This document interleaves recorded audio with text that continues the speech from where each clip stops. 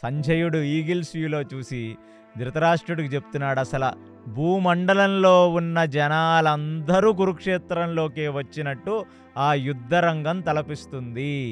అసలు ఎక్కడ జనాలు మొదలయ్యారు, ఎక్కడ జనాలు అంతమయ్యారో తెలియకుండా ఒక జనసముద్రాన్ని తలపిస్తుంది ధృతరాష్ట్ర అనగానే ఇక ధృతరాష్ట్రుడు కూడా కొంచెం లేచి కొంచెం అలర్ట్ అయ్యాడు అన్నమాట. ఇప్పుడు ఏం జరుగుతుంది అని. ధర్మరాజు నో మ్యాన్స్ ల్యాండ్ అంటే ఇటు అటు ఉంటే మధ్యలో ఒక ఖాళీ ప్రదేశం ఉంటుంది కదా, ఆ ఖాళీ ప్రదేశంలో నడుచుకుంటూ వస్తుంటే 1 నిమిషం పాటు, అది కూడా ఎలా నడుచుకుంటూ వస్తున్నాడంట, తన 2 చేతులని నమస్కరించి ఆ నమస్కారముతో నడుచుకుంటూ ఆ మధ్యలో నడుస్తున్నాడు. ఎవరు? ధర్మరాజు.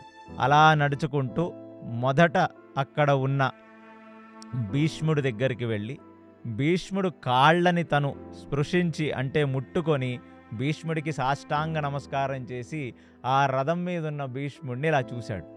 చూడగానే ఒక్కసారిగా వాత్సల్యం, అతని పాదస్పర్శ అనేది ఒక్కసారి తగలగానే ధర్మరాజుకి ఒక రకమైన ఎమోషన్ వచ్చింది. భీష్ముడు మనసు పులకరించి, ధర్మరాజా నీ వినయం నాకెప్పుడు నచ్చిందయ్యా. మేము ఎంత క్రోధంతో వచ్చి యుద్ధం చేద్దామని అనుకున్నప్పటికీ ఆ వినయం అనేది ఏదైతే ఉందో ఆ వినయం మా గుండెల్ని ఎప్పటికెప్పుడు అలా పిండేస్తుంది.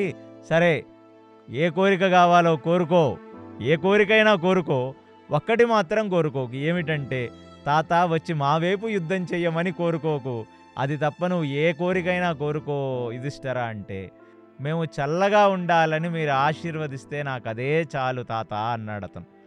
అది చూసి ఇంకా ఎమోషనల్ అయిన భీష్ముడు, అది కాకుండా ఇంకేదన్నా ఒక కోరిక కోరుకోవయ్యా అన్నాడు. అంటే ధర్మరాజు భీష్ముడిని చూసి అడగలేని ఒక కోరికని కంటి వెంట అశ్రుధారలు కారుతుండగా, తాత నిన్ను జయించాలంటే మేమేం చెయ్యాలి తాత అని అడిగాడు ధర్మరాజు. ఇప్పుడే కదా మనవడా మొదలైంది యుద్ధం, కాబట్టి ఖచ్చితంగా ఈ యుద్ధం ముందుకు నడవని, ఎవరి ప్రతాపం ఎలాంటిదో చూడని, నువ్వు నన్ను గెలవలేని పరిస్థితుల్లో, చెయ్యి జారిపోతున్న పరిస్థితుల్లో నా దగ్గరికి రారా మనవడా, అప్పుడు చెప్తాను నేనంటాడు భీష్ముడు.